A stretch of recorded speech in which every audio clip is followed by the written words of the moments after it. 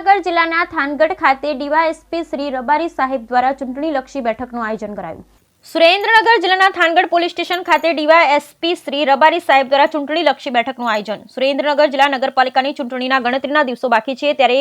અત્રેના police station ખાતે એક અગત્યની બેઠક યોજવામાં આવી। આમ તો ચૂંટણી યોજવા માટે ચૂંટણી અધિકારી તરીકે નિયંત્રણ અધિકારીઓ હોય છે અને સત્તાધીશો દ્વારા પેટા વિભાગીય અધિકારીઓની ઉમેદવારો માટે ચૂંટણી અધિકારી તરીકે નિમણૂક કરવામાં આવતી હોય છે। આમ છતાં ચૂંટણી દરમિયાન પ્રજામાં શાંતિનું વાતાવરણ જળવાય, કોઈ અનિચ્છનીય બનાવ ન બને તેની તકેદારી પોલીસ ડિપાર્ટમેન્ટ દ્વારા રાખવામાં આવતી હોય છે। આ અંતર્ગત થાનગઢ પોલીસ સ્ટેશનમાં ડીવાયએસપી શ્રી રબારી સાહેબ દ્વારા એક બેઠક પ્રજામાં સમજ ઊભી કરવા માટે બોલાવવામાં આવી હતી। શ્રી રબારી સાહેબે ઉપસ્થિતોને સમજ આપી કે ચૂંટણી દરમિયાન કોઈ અઘટિત બનાવ ન બને તેમજ આગેવાનો પહેલ કરી કોઈ અગમ્ય કારણોસર વાતાવરણ બગડે નહીં તથા કોઈ ગેરકાનૂની પ્રવૃત્તિ કરે નહીં તે માટે કાળજી રાખે અને રખાવે, આથી ગુનાઓ નોંધવાનું નિવારી શકાય અને ચૂંટણી શાંતિપૂર્ણ માહોલમાં સંપન્ન થાય। આ બેઠકમાં અંદાજે 100 જેટલા આગેવાનો તથા જુદા જુદા વિસ્તારના નાગરિકો હાજર રહ્યા હતા। આજરોજ થાનગઢ પોલીસ સ્ટેશન ખાતે થાનગઢ નગરપાલિકાની જે ચૂંટણી આવે છે એ ચૂંટણીના અનુલક્ષીને ઉમેદવારો અલગ અલગ જગ્યાએથી તેમના ઉપરાંત જે પણ સામાજિક આગેવાનો છે, અન્ય જે અલગ અલગ વિસ્તારના જે વ્યક્તિઓ છે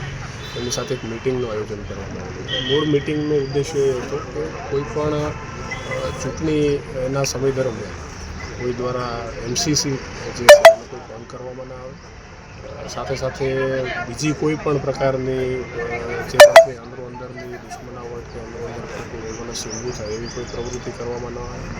અને જે પણ આગેવાનો છે એમના દ્વારા એક એવી જે છે પહેલ કરવામાં આવે કે